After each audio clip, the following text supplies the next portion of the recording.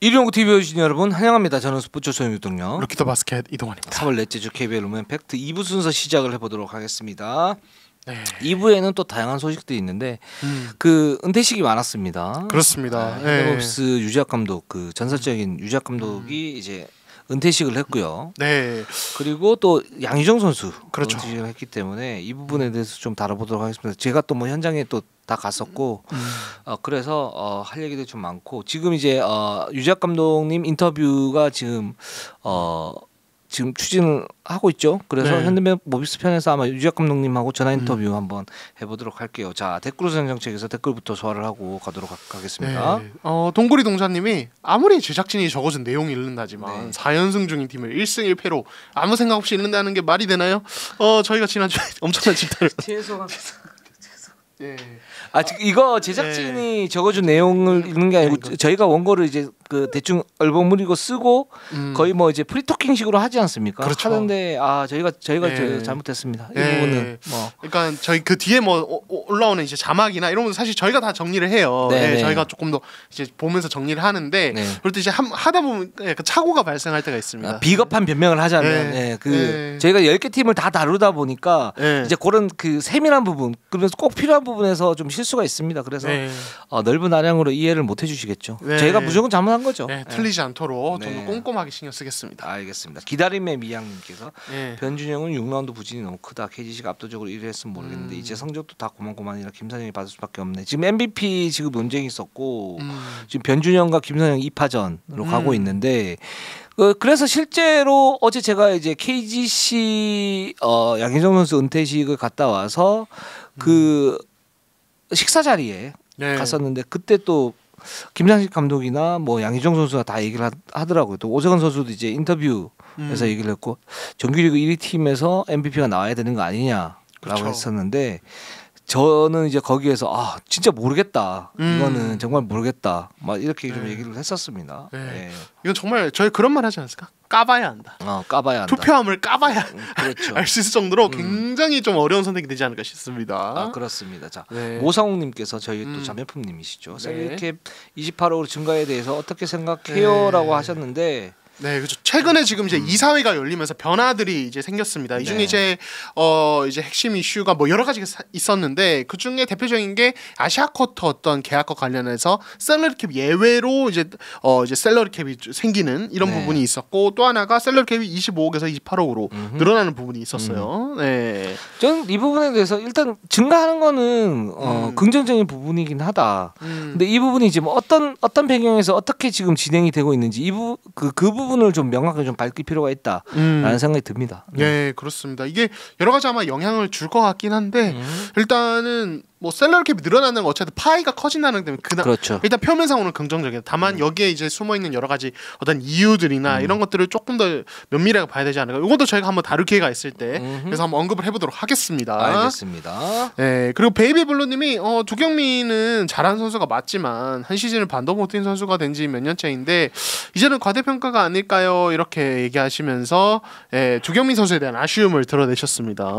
그렇습니다. 뭐 정확한 진단이신 것 같아요. 네. 계속 저희도 그런 아쉬움에 대해서 얘기를 했고 두경민 선수가 입증을 해야 되는 문제죠. 그렇죠.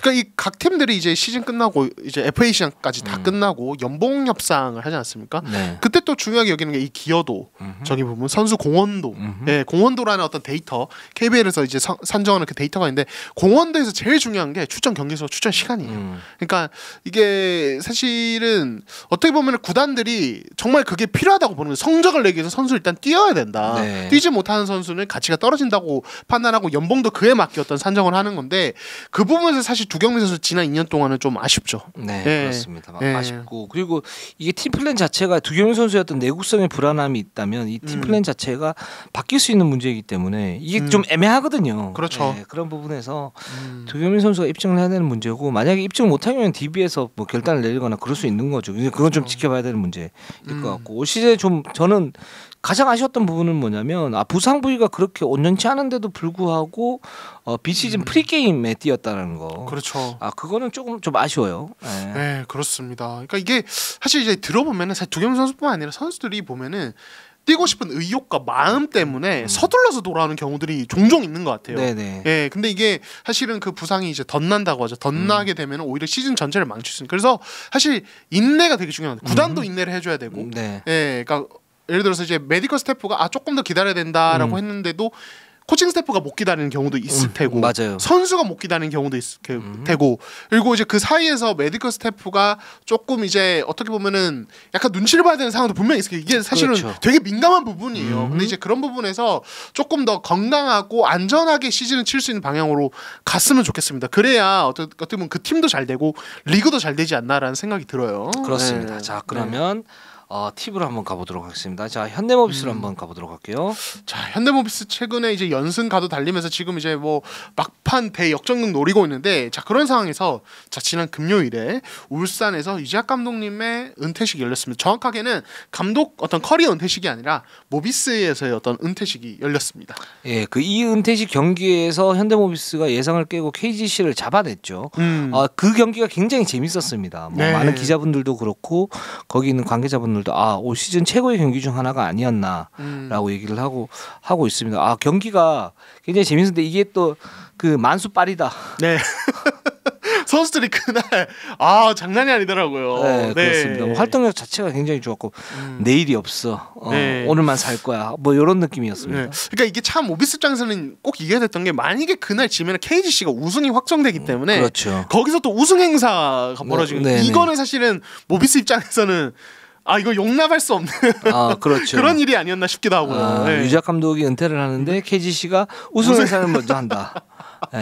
이건 안 되죠. 안 되죠. 물론 이제 양 구단이 이제 합의를 봤어요. 네. 만약에 KGC가 이길 경우에는 우리는 그러면 5분 동안 사진만 찍고 빠지겠다. 네. 이렇게 했는데 결국 이제 현대모비스가 승리가 더 거뒀습니다. 네. 지난 24일 일이었고요. 울산에서 유작 감독이 은퇴식을 진행을 했습니다. 유작 감독은 뭐 이제는 KBL 명실상부한 최고의 명장이다. 그렇죠. 이렇게 뭐 다들 그렇게 평가를 하지 않습니까? 그렇죠. 네. 한국의 포포비치, 한국의 필 잭슨 같은 분이시고, 그러니까 뭐 이분이 쌓은 업적 뭐 그냥 숫자로만 봐도 통산 승수 724승, 이거는 뭐 압도적인 일이고, 이거를 과연 깨시는 분이 등장할까 싶을 정도로 이게 수치가 너무 높아요. 마치 서장훈 선수의 1만 득점 그렇죠. 같은 약간 그런 기록인 것 같고, 그리고 이제 지난해죠, 이제 총감독으로 이제 옮기시면서 일선에서 이제 물러나셨는데, 근데 이제 저희가 뭐 모비스 은퇴식, 이걸 저희가 계속 강조를 한 게 아직 모른다.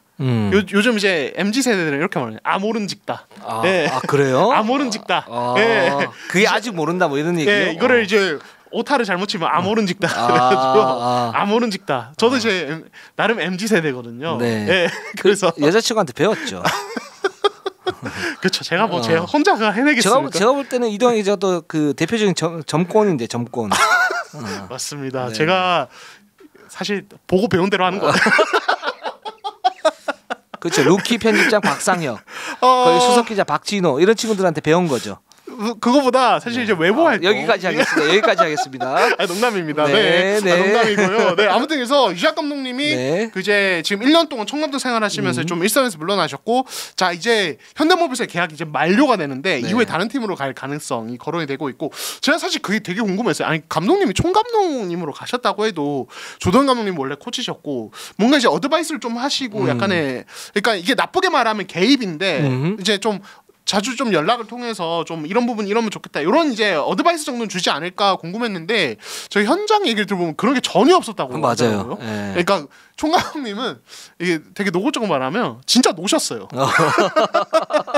1년 동안 정말 즐겁게 노시면서 뭐 농구도 보러 다니시고 그런 얘기 하시더라고요. 제가 여쭤봤는데 감독님 좀 물러나시고 나서 좀 제일 다른 게 뭡니까 여쭤보니까, 그 전에는 우리 경기만 본다 당연히.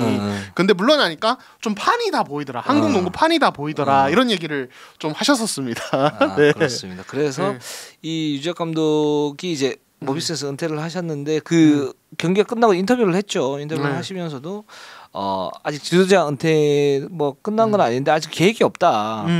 지금 나 뭐 불러줘야 가는 거 아니냐라고 얘기를 했고. 그래서 아직 근데 이제 또 불러주는 팀도 지금 없다. 그 당시에는 만약에 뭐 못 불러주면 또 다른 플랜이 있다. 뭐 이렇게 지금 얘기를 하고 계시는 것 같아요. 네, 그렇습니다. 그래서 유작 감독님이 이제 은퇴를 하셨는데 또 우리가 전화 인터뷰 한번 해봐야 되지 않겠습니까? 그렇습니다. 네, 전화 인터뷰 한번 해보도록 하겠습니다. 네, 안녕하십니까 감독님, 이륜농구입니다. 감독님 안녕하세요. 네, 안녕하세요. 네, 저는 유동혁이고요. 저 이동환 기자입니다, 감독님. 알죠? 둘이 감독님이 지난 24일 날 은퇴식을 하셨습니다. 울산 현대모비스에서. 네. 네, 그러면서 뭐 여러 가지 얘기들이 있었었고, 근데 저희가 뭐 평범한 어떤 인터뷰를 하는 건 아니고요.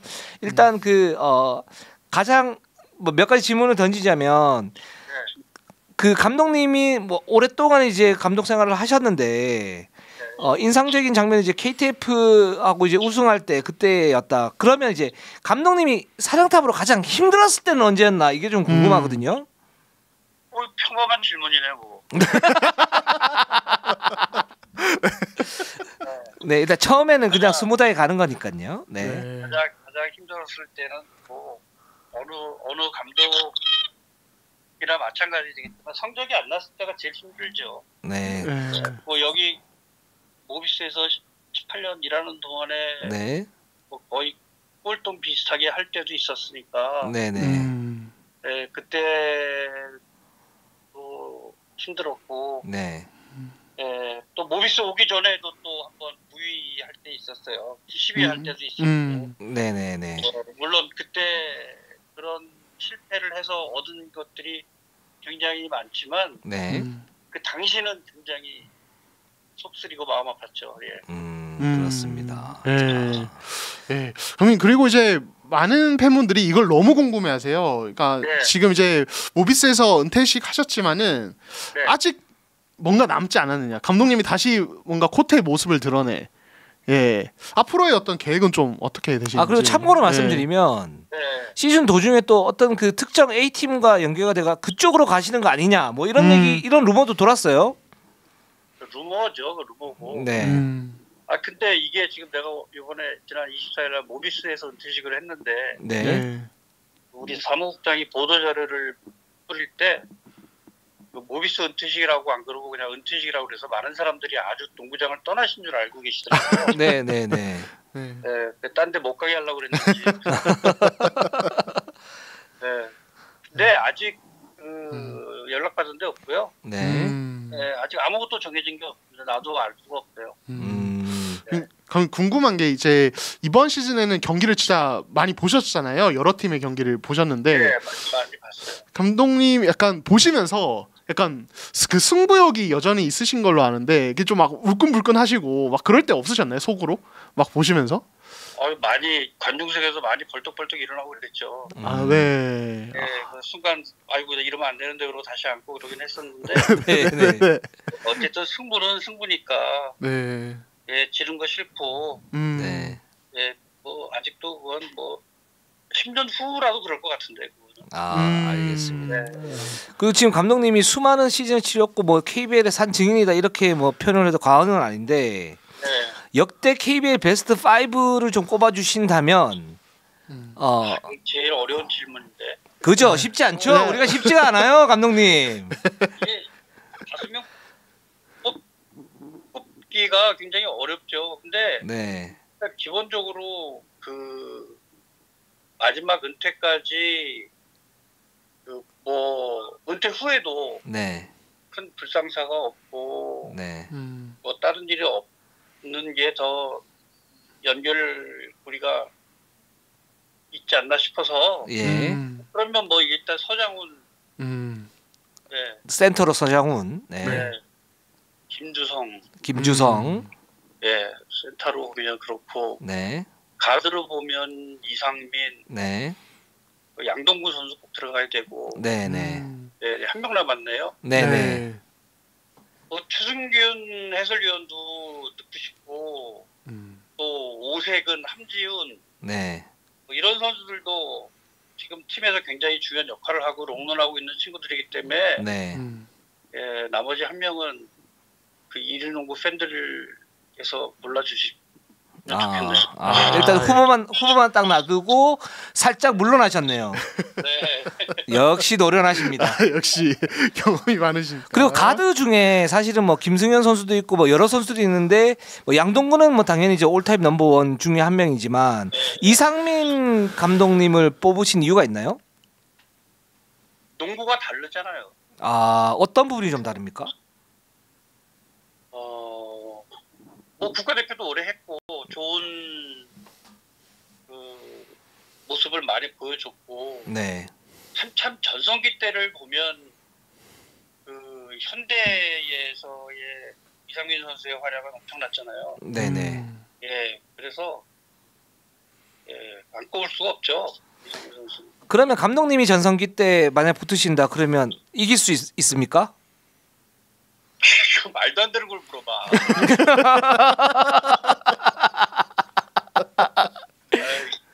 저희가 간단한 방송이 네네네. 아니에요, 감독님. 시대가 다르고. 네. 그 내가 있을 때는 서로가 아니니까 외국 선수가 없었고. 예. 그렇지 않아요? 다르지. 네. 예. 진다는 말씀 안 하시고. 그러니까 끝내 그런 말씀 안 하시네요. 네. 알겠습니다. 네. 감독님 그리고 그 은퇴식 있었던 날 특별 해설 하셨었잖아요. 네네. 네. 그때 이제 화제가 되셨던 게 그 이제 어떤 KBL의 어떤 유리농구 좀 이제 너무 휘슬이 작고 파울콜이 잦은 부분에 대해서 좀 언급을 하셨는데 사실은 이게 그 기자들과 이제 사적으로 얘기할 때 좀 많이 얘기하셨던 부분이기도 했는데 요거를 이제 또 강조하신 이유가 좀 따로 있으실까요? 네. 그 농구가 흐름의 경기인데, 네. 네, 흐름으로 인해서 승패가 갈리고 그 흐름이 굉장히 중요한 스포츠인데 너무 자주 끊겨요. KBL. 네. 네, 그게 너무 아쉽고 그거를 넘기면 또 새로운 재밌는 장면이 나타나고 이럴 텐데 네. 그게 끊기는 게 너무 아쉽고, 또 하나는 그런 장면에서의 기술이 나와야 되는데 네. 그게 끊기니까 거기서 항상 이제 정지가 돼요. 플레이들이 스톱되고 그게 너무 아쉬워요. 네. 그 한국 농구가 이 국제대회 나가서 보면 조직력은 좋은데 개인 기량들이 사실은 좀 지금은 많이 좋아졌어요. 예전보다는 많이 좋아졌지만 그래도 기술을 쓸 때 힘을 쓰면서 기술을 쓸 수 있는 것들이 나와줘야 되는데 네. 우리는 이제 선택이 생기면 바로 휘슬이 나와 버리니까 선수들이 그걸 많이 악용하는 경우도 있고. 네, 그렇죠. 네, 그래서 그런 것들은 좀 추세에 좀 맞춰져 나가야 되지 않나 하는 생각이 들어요. 국제적인 추세에. 네네. 네, 그래서 우리가 좀 더 그 몸싸움에 그 버텨내는 내성이 생겨야 되고 거기에서 기술들이 또 발전돼야 되고 이런데 그게 안 돼서 좀 이제 뭐 계속해서 제가 기자분들 만나면 이런 얘기들을 많이 얘기를 꺼냈고 그날도 또 한 번 더 얘기를 이 기회에 해야 되겠다라는 생각이 들어서 했어요. 알겠습니다. 좋습니다. 그리고 이건 뭐 저희 뭐 이런 거 개인적인 질문일 수도 있는데 제가 좀 예측을 많이 들어서 욕을 좀 많이 먹거든요, 감독님.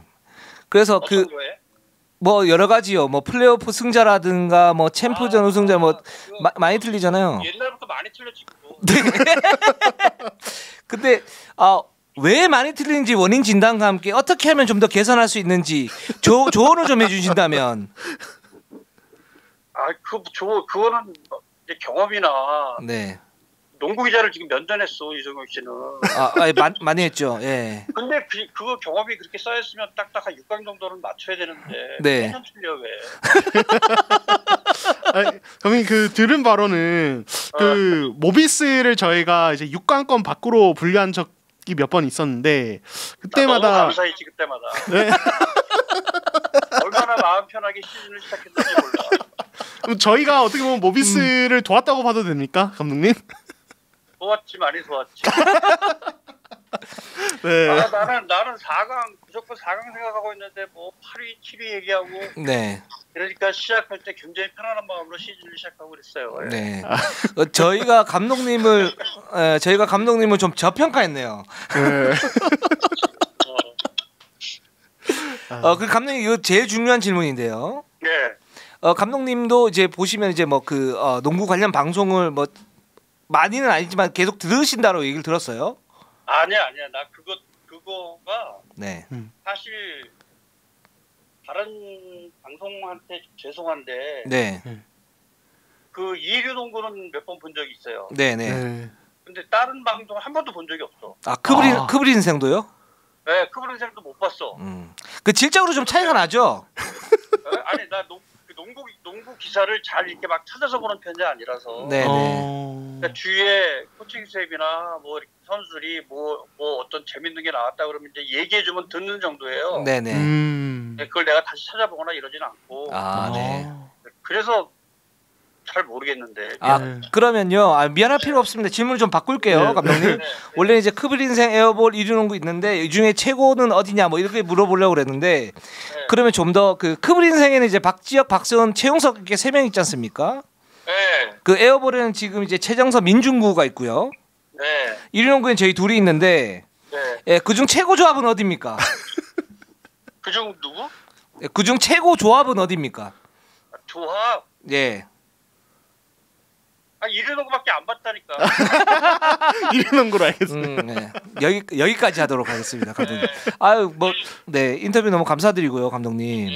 네, 그 항상 건강하시고. 앞으로도 재미있는 방송 많이 해주고 농구가 발전되는 쪽으로 많이 방송해 주시길 부탁드립니다. 예, 그 감독님 그리고 훈훈하게 마무리해 주셨는데요. 네. 저희가 플레이오프 때 또 전화할지 몰라요. 알겠습니다, 감독님. 너무 너무 감사드립니다. 감독님 감사합니다. 네. 자, 여기까지 하셨습니다. 뭐 유작 감독님은 항상 그 칼 같으신 분이고 또 원칙에 있어서는 뭐 거의 정말 그 흔들리지 않는 어떤 신념, 꺾이지 않는 마음. 요즘에 이제 꺾이지 않는 마음 많이 얘기를 하죠. 그렇죠. 중꺾마라고 많이 부르죠. 중꺾마. 주는 뭡니까? 중요한 것은 꺾이지 않는 마음. 꺾이지 마음. 그걸 항상 가지고 계신 분이니까. 그 이제 모비스 예측 틀린 거는 수시로 얘기하셨어요. 그렇죠. 만나면 틀린다고. 그렇죠. 저희가 얘기를 정말 많이 들었습니다. 고맙다고. 그렇습니다. 난 이리농구한테 고마워. 이러셨던 분이시죠. 그렇죠. 이거는 KBL에 문제가 있는 겁니다. 알겠습니다. 자, 그러면 이제 현대모비스는 여기까지 하도록 하고요. KCC로 가보도록 하겠습니다. 자, KCC 주간 성적이 이제 1승 2패입니다. 어제 이제 KT전을 연장 혈투 끝에 승리하면서 6위를 확정을 지었습니다. 특히 어제 경기는 이제 KCC 허웅이 저희가 뭐 전화 연결도 했었지만은 복귀전을 마침내 치렀습니다. 원래는 이제 20일 얘기가 나왔었다가 한 6일 정도 이제 왜냐면 KCC 어느 정도 약간 여유가 생기면서 어제 복귀전을 치렀습니다. 네. 그리고 일단 이렇게 봤을 때 몸 상태는 별 문제가 없는 것 같고요. 즉 이제 플레이오프에서는 이제 좀 정상적 모드로 갈 수 있다. 물론 이제 개인적으로는 좀 아플 수도 있고 약간 좀 뭐랄까 이제 슈팅 밸런스 이런 부분에서 문제가 있을 수 있지만 겉으로 이렇게 볼 때는 그렇게 큰 문제는 없는 것 같다라는 생각이 들고 그리고 승부처에서 뭐 실책이나 뭐 야투율이 조금 떨어지는 그런 부분도 있었는데 결국은 또 이제 그 연장전에서 승부를 가르는 자유투를 넣으면서 KCC 승리 일조를 하지 않았습니까? 이러면 볼 때는 허웅은 이제 플레이오프 그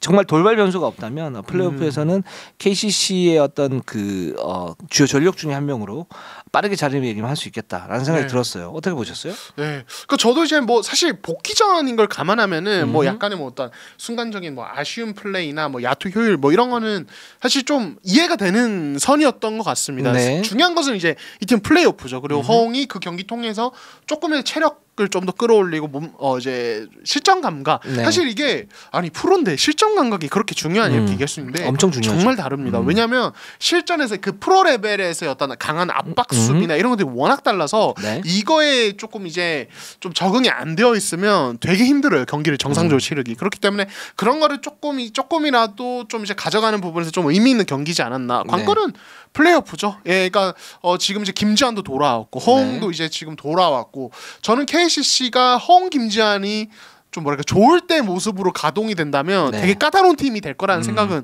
들거든요. 그런 부분에서 좀 의미가 있지 않았나 싶습니다. 그렇죠. KCC는 지금 선수 구조에서 윙맨 자원이 좀 부족하긴 한데 이걸 정창영 선수가 좀 메우고 있고 프론트코트 이승현 라그나는 플레이오프에서 좋은 조합이 될 수 있어요. 그렇죠. 라그나 수비나 이제 활동력에서 살짝 그렇긴 하지만 플레이오프에서 또 이 선수가 맘먹고 뛰게 되면 또 굉장한 위력을 발휘할 수 있는 그런 조합이거든요. 그렇기 때문에 KCC가 뭐 6강 갔다 지금 확정이 됐지 않습니까? 다크호스가 될 수 있다라고 이렇게 생각이 듭니다. 네, 그렇습니다. 그리고 전찬진 감독이 지금 플레이오프 모드를 펼치면서 좀 특이한 전술을 쓰긴 했어요. 이 전술에보다는 출전 시간인데 모든 선수에게 20분씩 나눠주겠다 이렇게 얘기를 했었는데 하지만 이제 SK전에서 잘 싸웠죠. 잘 싸웠는데 보면 정창현, 이승현, 탐슨이 20분 뛰었고 이근희, 라그나 25분 뛰었고 김동현 선수 한 28분 정도 가동이 됐는데 전찬현 감독은 20분 동안 뛰기로 했는데 연장 가는 바람에 이제 좀 지켜지지 못했다라고 얘기를 했고 그 플레이오프 모두 들어가면 어쨌든 로스테이션 자원이 굉장히 중요하지 않습니까? 특히나 그렇죠. KCC는 얼리 오펜스에 굉장히 강점이 있고 트랜지션이 만약에 가동이 됐을 때는 KCC의 어떤 강점이 극대화될 수 있기 때문에 이 부분이 굉장히 중요하거든요. 이제 그런 이제 플레이오프 모드를 가동을 하면서 20분씩 이제 뛰게 하는 어떤 의미가 있다. 이렇게 좀 파악이 됩니다. 네. 그러니까 KCC의 6라운드 운영이 좀 인상적인 것 같아요. 왜냐하면 사실은 어떤 팀은 최대한 빨리 6강을 확정짓고 좀 이제 에너지를 쏟아내고 좀 준비를 할 수 있는데 KCC 같은 경우는 좀 서두르지 않고 약간의 어떤 여유를 가지. 사실 이거는 KT와 DB의 어떤 부진, 그렇죠. 또 KCC에게 여유를 주는 어떤 요인이 됐는데 그러면서 오히려 뭐 이제 저희가 최근에 언급했던 김동현도 그렇고 그렇죠. 전준범도 그렇고 이근희도 그렇고 이 선수들이 이제 출전 시간을 충분히 가져가면서 오히려 좀 객관적 전력을 조금이라도 좀 업그레이드하는. 그래서 사실 SK전 지고 나서도 얻은 게 굉장히 많았다라고 전찬희 감독님이 좀 이례적으로 얘기할 정도였거든요. 그래서 그 부분에서 KCC 지금 좀 내부적으로 조금 만족하는 좀 분위기가 아닌가 이런 생각이 듭니다. 그리고 KCC가 아마 케이스 바이 케이스로 아마 전술 형태는 좀 디테일하게 짤 텐데 뭐 이런 부분은 전찬희 감독 능력 있는 감독이고요. 그렇죠. 짤 텐데 지금 그 윙맨 자원이 없다는 건 약점이긴 해요. 그게 송교창이 돌아오게 되면 그 약점이 좀 메워지긴 하겠지만 하지만 이 부분을 어떻게 메우느냐라고 봤을 때 스몰 라인업으로 가지고 가고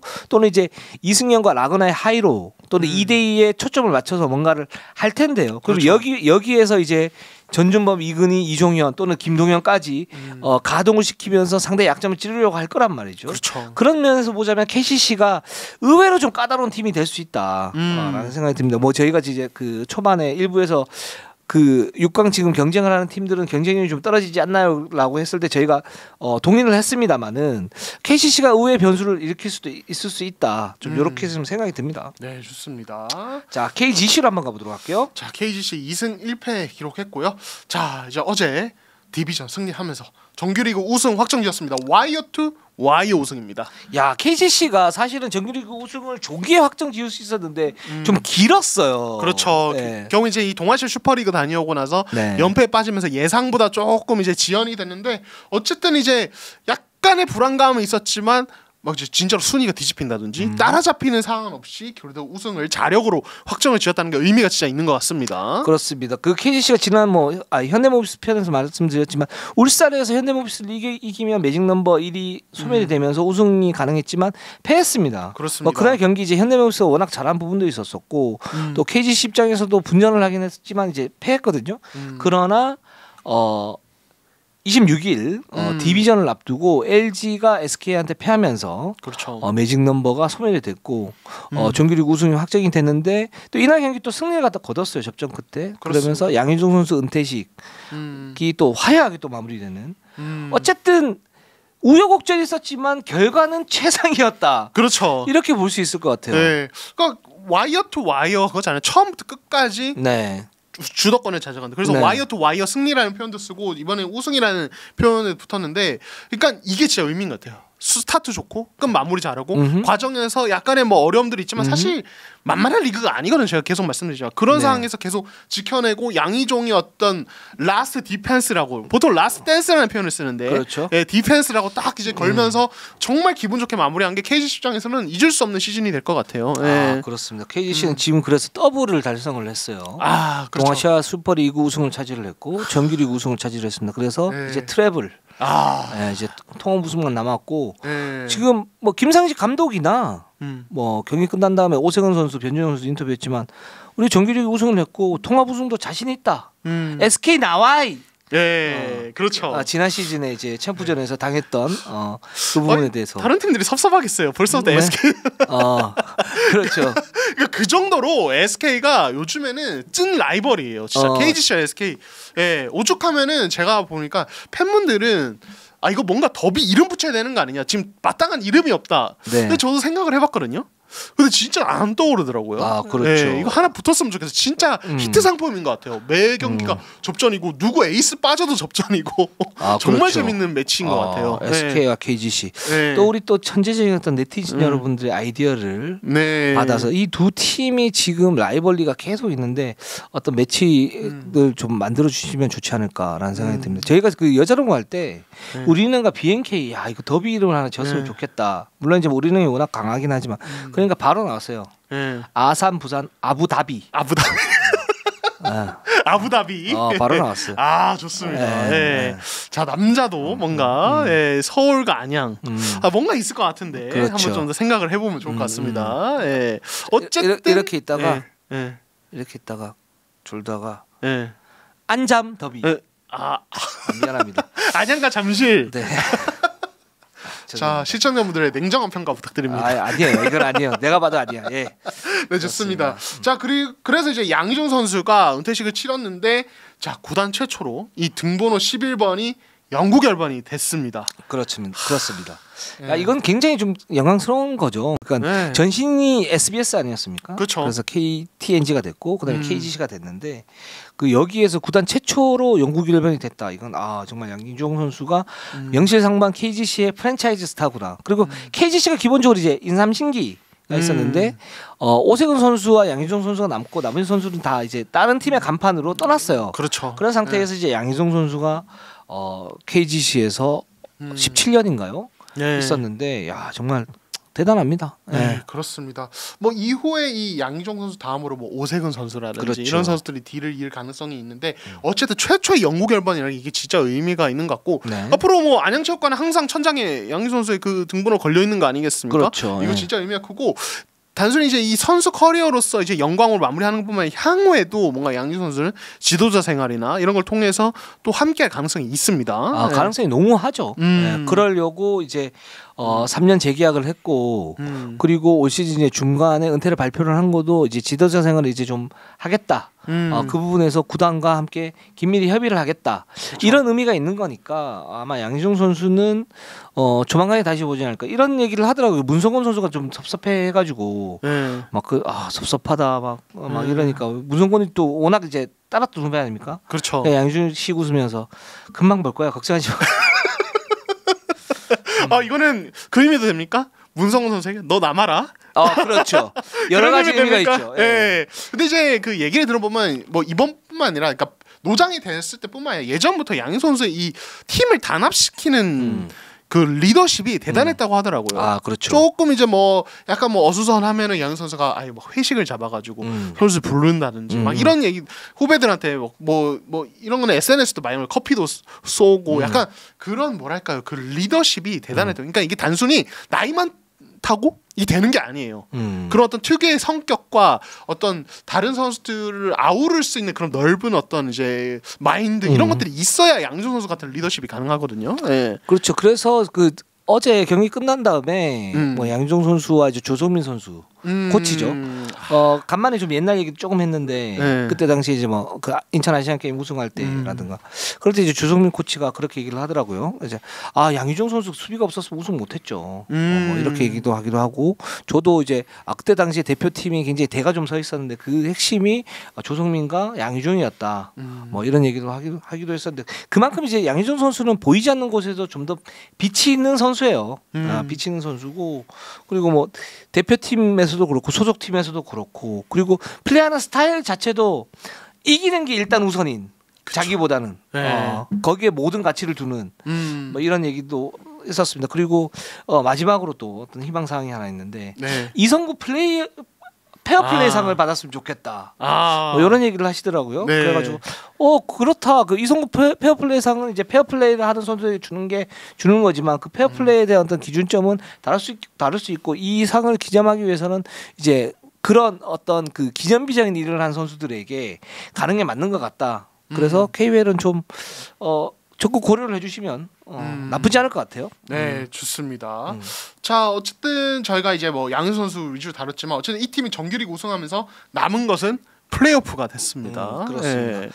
플레이오프에서 이제 오세근 선수가 역시 베테랑에게 또 그렇게 얘기를 하더라고요. 뭐 양희종 선수 은퇴식도 있었었고 정규리 우승도 확정지었는데 기뻐하는 건 오늘까지만 기뻐를 하고 내일부터는 플레이오프 모두 돌아가겠다 이렇게 했고 또 자신감을 좀 비쳤다라는 게 중요한 것 같아요. 오세근 선수가 좀 신중한 어떤 그 발언을 하지 않습니까? 근데 SK가 올라왔으면 좋겠다. 그럼 좋은 경기 할 수 있을 것 같다. 물론 뭐 LG가 될 수도 있고 현대모비스가 될 수도 있고 뭐 많은 팀들이 될 수가 있지만 나머지 팀이 될 수 있지만 작년에 어떤 그런 그 뼈아팠던 기억 이거에 대한 복수를 충분히 할 수 있다라는 자신감의 발로가 아닌가. 라는 생각이 듭니다. 그러니까 이게 되게 조심스러운데 KGC가 만약에 이번에 챔프전 가서 우승을 한다 이렇게 되면 3년간 모두 챔프전 진출 2번 우승이면 이건 사실 왕조에 가까워지는 거거든요. 그렇죠. 진짜 엄청난 업적이에요. 네. 그리고 가장 궁금한 건 역시 또 오세근 선수의 플레이오프 모드. 그렇죠. 그리고 김상식 감독님의 어디 단기전 어떤 대처 능력 이런 것도 지켜볼 게 많고 또 이제 양희종 선수의 마지막 어떤 단기전 그리고 문성훈 선수가 사실 지난 챔프전 저희가 말씀드렸지만은 1차전 때 다치고 많이 못 뛰었는데 어떤 이제 FA 앞두고 어떤 마지막 파이어를 하는 이런 모습 보여줄지. 그리고 또 하나 그 우리은행이 여자농구 우승하면서 이거 설마 그 배병준 고아라 선수 보보 우승 이것도 정말 많은 게 달려 있어요 KGC에. 그렇죠. 재밌을 것 같습니다. 그렇습니다. 그래서 KGC의 그런 이제 플레이오프 모드는 저희가 또 다음 주에 또 많이 얘기할 수 있지 않겠습니까? 그렇죠. 또 얘기를 심화해서 좀 하도록 하겠습니다. 좋습니다. 양희종 선수 축하드리고요. 진짜 이런 케이스가 별로 없는데. 근데 저 요거 하나 여쭤보고 싶어요. 어제 이제 현장에 간 기자들이나 반응으로는 와 프로농구 역사상 이 정도로 화려한 은퇴식이 있었나 선수 은퇴식이 굉장히 화려하게 KGC가 준비를 많이 했다고 하는데 좀 그렇죠. 현장에서 보신 느낌은 어땠습니까? 기본적으로 관중 여러분들이 너무 많이 왔어요. 어제 4,900명 넘게 왔거든요. 4,900명. 네. 그러니까 꽉 찬 상태에서 데시벨이 정말 높아서 어떤 느낌이 들었냐면 제가 그 기자 생활 초년병 때 막 이렇게 그 플레이오프 하면 꽉 차가지고 그때는 막 이게 풍선 불어서 막 이렇게 하잖아요. 막 제가 막 기가 떨어지는 것 같다 그랬잖아요. 그래서 저 지금 살짝 만청이 있는데 그런 느낌이었어요. 그 정도로. 네, 그러니까 굉장히 그 포커싱이 잘 맞춰져 있고 그리고 양희종 선수의 어떤 그 일거수일투족을 또 잘 이렇게 그 포커싱이 돼 있고 그다음에 가족분들도 와가지고 뭐 시투도 하고 이벤트 저는 굉장히 좋았던 게 뭐냐면 전광판에 무슨 양희종 댄스 타임이라고 해서 처음에 나와서 코트에 나와서 뭐 춤추나 그랬는데 저건 살짝 오반데 그랬는데 보니까 신인 시절에 자기가 응원했던 뭐 양희종 이거를 틀어놓고 하더라고요. 그래서 그것도 그 아이들도 굉장히 좋았다. 와 루키 때 양희 선수 루키 때 그렇죠. 그때 당시 막 샤기컷이라 그러죠. 네네. 그걸로 해서 딱 하는 부분도 있고. 그리고 마지막으로 좀 인상적이었던 건 양희종은 확실히 리더십이 있는데 또 베테랑이다라고 했던 게 자기가 축사를 쓰면서 모든 이제 관계자들 다 언급을 했어요. 다 언급을 했는데 막판에 이제 지도자로서의 어떤 포석을 깔아놓더라고. 어떻게? 지금 구단이 지금 명구단이 됐는데 지금 있는 선수들이 자기가 돌아올 때 같이 보면 좋을 것 같다. 공개적으로 한마디 탁 해놓고 그래서 노련하다. 이 정도면 구단에 거의 공개 프로포즈한 거 아닙니까? 굉장히 감동적이긴 했는데 그런 포석이 좀 보이더라고요. 좋습니다. 그래서 어쨌든 양희종 선수 정말 화려한 뜻이로 축하드립니다. SK로 한번 가보도록 하겠습니다. 자, SK가 주간 성적 3승입니다. 자, 이 팀 진짜 이 팀도 꺾이지 않습니다. 마지막에 지금 최준호 선수가 없는 상황에서 그렇죠. 2위를 향해서 질주를 했고 어제 LG 잡으면서 지금 공동 2위가 됐습니다. 지금 이제 승률상으로는 LG와 똑같아요. 그렇습니다. 그래서 이제 MVP 논쟁이 지금 이제 변준영과 김선영 2파전으로 지금 추스르고 있는데 변준영이 잘했어요. 나쁘지 않아. 그렇죠. 임팩트가 0.2% 살짝 부족하긴 했지만 MVP 받을만 해요. 근데 김선영이 막판에 엄청 세요 지금. 무서워요. 이게 저희가 그런 얘기 하지 않습니까? 방송 대상 뭐 이런 거 할 때도 이거 뭐 1월, 2월에 잘하는 것 중에 하나다. 그렇죠. 10월, 11월. 그렇죠. 지금 김선영 선수는 크리스마스쯤에 거의 폭주를 하고 있는 겁니다. 그렇죠. 지금. 그러면서 지금 SK가 지금 파죽의 8연승인데 여기 최준영 선수가 지금 없는 상태에서 8연승이고 그렇죠. 이것도 이제 동아시아 슈퍼리그를 갔다 갔다 오는 그 일정 그 빡빡함 속에서 8연승이란 말이죠. 그렇죠. 그 여기 이제 김선영과 원희 이 두 코어가 정말 엄청난 역할을 하고 있습니다. 지난주에도 저희가 먹은 했지만 이 코어 얘기를 안 할 수가 없어요. 그렇죠. 예. 그러니까 사실은 정말 그 지난 시즌까지만 해도 이런 얘기를 할 수 있었거든요. 아, 김선영 원이 강하다. 근데 이게 이제 시즌 내내 이거를 활용하기에는 뭔가 이제 좀 뭔가 불안정성이 있다. 일단 이거 뭐냐면 다른 팀이 집중 견제를 하고 그렇기 때문에 이것만은 한계가 있다. 그래서 최준용이 진짜 중요하다. 네. 이제 이런 얘기를 했는데 지금 이 콤비는 우리 둘 그 정도밖에 안 된다고? 우리 지배할 수 있어 리그. 약간 이거 보여주는 것 같아요. 그러니까 기본적인 2대2 움직임 자체가 너무 자연스럽고 그래서 알고도 못 막는 수준까지 가는 것 같고요. 그리고 상대에 따라서 이 두 선수가 그러니까 포스트 플레이를 할지 또는 2대1을 할지 뭐 피켄 팝을 할지 피켄 롤을 할지 이번에서 자연스럽게 뭔가 나오면서 승부처 지배력에서 확실히 차이가 있는 것 같아요. 그리고 또 하나는 뭐냐면 김선영이 유독 이제 8연승 기간에 스틸에 의한 속공이 많고 원인은 결정적인 득점을 해준단 말이죠. 그러니까 코어 싸움에서 SK가 승부처에서 확실히 지배를 가지고 가기 때문에 한 점 싸움에 굉장히 유리해졌다.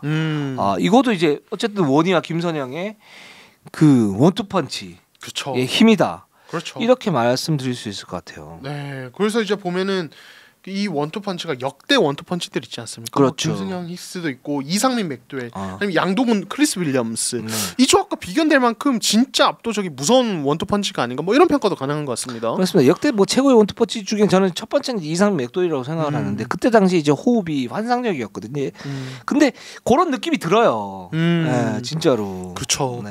이게 단순히 개인 역량뿐만 아니라 이 시스템 안에서 움직임이 진짜 말씀하신 물 흐르듯이 자연스럽게 이루어지면서 네. 개개인 역량 같이 잘 발휘해야 가능한 어떤 이제 평가기 때문에 그 더 대단하지 않은가 싶습니다. 그렇습니다. 네, 자 그리고 마지막으로 LG로 한번 가보도록 하겠습니다. LG는 지금 SK와 함께 2위 싸움을 하고 있어요. 그래서 SK와 LG 지금 같이 좀 묶으면서 얘기를 하는데 네. LG가 SK한테 패했습니다. 패하면서 이제 공동이 35승 18패인데 여전히 지금 상대 전적 3승 3패에 공방률을 따지면 득실점 차를 따지면 여전히 LG가 유리한 건 사실이에요. 그렇습니다. 네. 그러니까 어제 경기 앞도 그게 경기 전부터 화제가 됐거든요.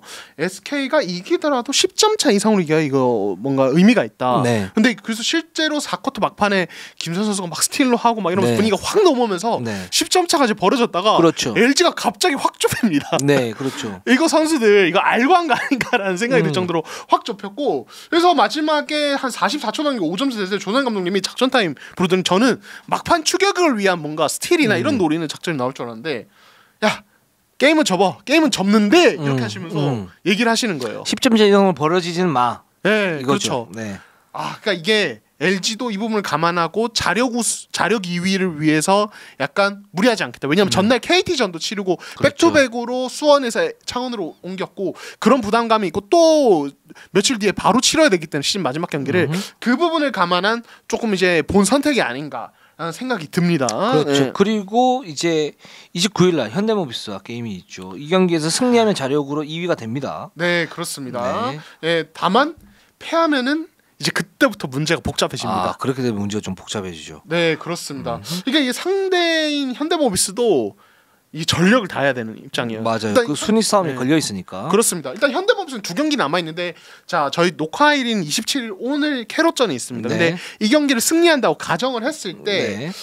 굉장히 좀 다양한 경우의 수가 발생하는데 네. 일단 상대 전적을 봤을 때 현대모비스 쪽을 조금 볼게요. 그러면 네. 이제 SK 상대로 3승 3패 동률이고요. 득실 마진 플러스 13으로 5위입니다. 네. 확정이고 LG전은 2승 3패 열세 득실 마진 마이너스 20인데 여기서 또 이기고 득실 마진 줄이는 게 중요하고 네. 더 중요한 게 이 만약에 현대모비스가 LG를 잡고 마지막에 그리고 SK가 DB에 만약에로 진다 이렇게 됐을 경우에 굉장히 또 상황이 복잡해집니다. 그렇죠. 세 팀이 동률이 되고 세 팀의 상대 정적도 3승 3패가 돼요. 그렇죠. 예. 그래서 세 팀 득실 공방률을 따져야 되는데 예. 그 상태라면 뭐 현대모비스가 몇 점 차로 이길지 모르니까 그 부분까지 좀 안 가는데 가장 유리한 팀은 그러면은 그래도 LG.